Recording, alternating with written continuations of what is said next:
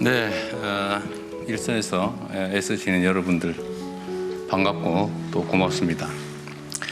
여러분들의 노력 덕분에 대한민국 경제도 어쨌든 우하향에서 살짝 고개를 들고 이제 우상향으로 전환하고 있는 것 같습니다. 다 여러분들의 노력 덕분이고 국민을 대표해서 감사 말씀드립니다. 우리가 지속적 성장을 계속하기 위해서는 사실 경제 체질, 산업 전반의 풍토 이런 데 대한 좀 일반적인 전환이 있어야 될 것 같습니다. 그 중에 저는 가장 중요한 게 상생의 생태계 조성이라고 생각을 합니다. 결국은 쉽게 빨리 가는 길이 있긴 하지만 그게 혼자 가면 결국은 외톨이가 돼서 어렵게 될 거다라는 생각이 듭니다. 보통 이제 우리가 생태계 얘기를 하면 호랑이만 남아서야 결국은 남을 수 있겠냐 그런 얘기죠. 호랑이도 풀밭이 있어야 생존한다 하는 게 자연의 이치라고 합니다. 건강한 토끼 또 너른 풀밭이 있는 생태계가 뒷받침돼야 지속적인 성장 발전도 가능하고 우리 대한민국 경제에 미래가 있다고 생각합니다.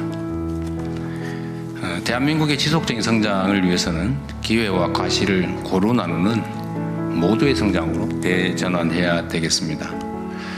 최근 우리 경제가 수출 호조, 또 코스피 5천 돌파, 경제 성장률 2%대 회복 등 전반적으로 회복세에 들어섰지만 여전히 중소기업, 또 지방, 노동 부문, 또 특히 그 중에서 취약한 청년 등에게는 아직 여전히 딴는 세상 이야기일 수도 있습니다. 이들이 상대적으로 소외된 측면이 있다는 말씀이죠. 한쪽만 급격하게 성장하고 다른 쪽은 침체되는 소위 요즘 말로 K형 성장, K자형 성장을 극복하기 위해서는 이 회복의 온기와 결실이 골고루 퍼지고 있는지 우리가 좀 되돌아봐야 되겠습니다. 한때 과거에는 뭐 속된 말로 하면 몰빵이라고 할까요? 자원과 기회를 특정 부분에 집중해서 편중해서 소위 낙수 효과를 노리는 그런 전략이 매우 유효했던 때가 있었습니다. 실제로 효과가 있었죠. 자원과 기회가 부족한데 이걸 다 흐트리기보다는 한쪽으로 몰아서 집중하고 이제 그로 인한 성과나 결과물의 일부를 함께 나누는 그런 전략이 꽤 유용했습니다. 우리가 산업화 과정에서 상당히 혜택을 봤죠.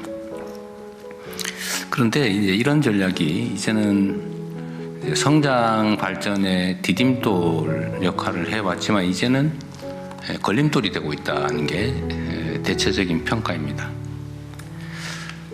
과거에 유행했던 수직 계열화, 또 비용 절감 전략 이런 거는 고부가 지식 첨단 산업이 주축이 되는 현대 경제에는 어울리지 않는다. 과거의 낡은 성공 방정식이 아니냐는 생각이 듭니다.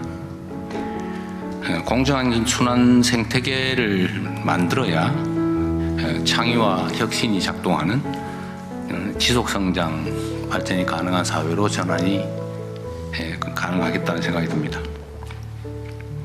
그래서 대중소기업 간의 상생협력은 시혜가 아닌 이건 투자다. 또 어쩌면 더 심하게 얘기하면 생존 전략일 수도 있겠다 그런 생각이 듭니다. 상생협력의 생태계를 조성하는 것은 실력 있는 파트너를 직접 키워내고 또 팀워크를 형성하는 매우 효율적인 투자라는 생각이 들고 또 더 멀리, 더 오래, 더 높이 날리기 위한 영리한 생존 전략이라는 생각이 듭니다. 이런 얘기가 있다고 해요. 살아남는 자는 홀로 강한 자가 아니라 다 함께 힘을 키워낸 자다. 협력기업과의 상생뿐 아니라 지역 청년, 소상공인, 또 소속 임직원을 포함한 투자들도 장기적으로는 기업의 경쟁력의 원천이 될 수 있다는 생각이 듭니다. 요즘은 ESG 경영이라고 하는 것도 매우 유행할 뿐만 아니라 기업들이 ESG 경영을 하지 않으면 투자를 받기도 어려운 그런 상황이 돼가고 있는 것도 고려할 필요가 있겠습니다. 하나오션 어디 있기? 예. 제가 하나오션은 제가 대통령 후보 시절부터 이렇게 몇 가지 인연이 있었는데 그 노동자들에 대한 뭐 가압류 문제 이런 것들도 잘 해결해 주셨고 또 최근에는 연간 890원 정도가 들어간다는데 출연을 해서 하청업체 노동자들도 원청 그러니까 원소속 근로자들과 동일하게 성과급을 지급하셨다고 하더라고요. 제가 언론에서 보도로 봤는데 제가 전화로 한번 드릴까 하다 못했어요. 감사드립니다. 대중소기업 임금의 이중구조 개선을 위한 매우 모범적인 사례라는 생각이 듭니다. 제가 가끔씩 기업인들한테 좀 그러니까 뭐 잘 되는 쪽이죠.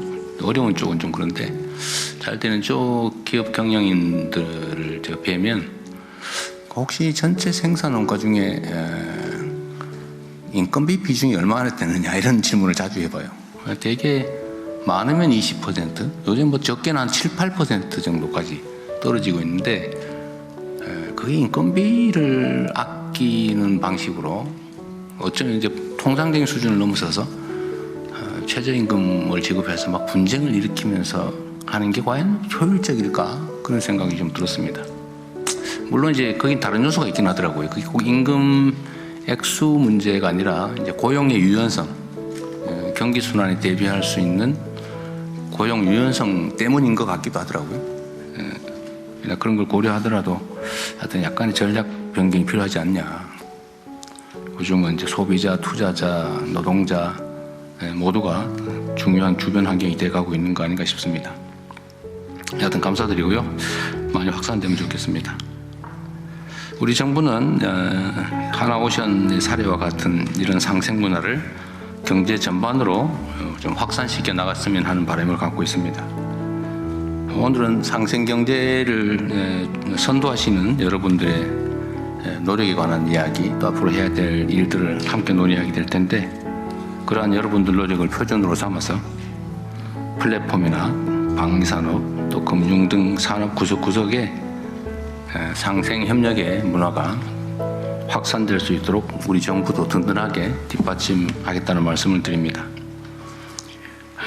그리고 제가 계속 강조하는 것이기도 하고 우리 국민주권정부의 일종의 표 슬로건이기도 한데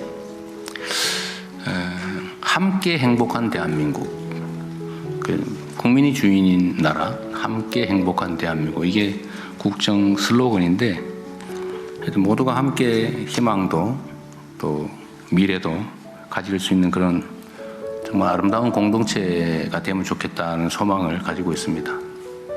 경쟁이 치열하고 또 생존 문제가 절박하다 보면 쉽지 않은 과제이긴 하지만 오히려 그래도 타인을 배려하고 함께 손잡고 살아가는 게 어쩌면 더 멀리 가는, 더 높이 나는 현실적인 방법일 수도 있겠다 그런 생각이 듭니다. 상생협력은 우리 모두가 함께 사는 세상을 만들어가는 핵심 동력이 될 것으로 믿습니다. 상생의 가치를 실현하고 계신 여러분들의 소중한 경험을 함께 나누고 또 산업 전반에 상생의 씨앗을 널리 퍼뜨려서 지속 성장이 가능한 함께 사는 대한민국을 만들어가면 좋겠습니다. 여러분들 모두 감사하고 응원합니다.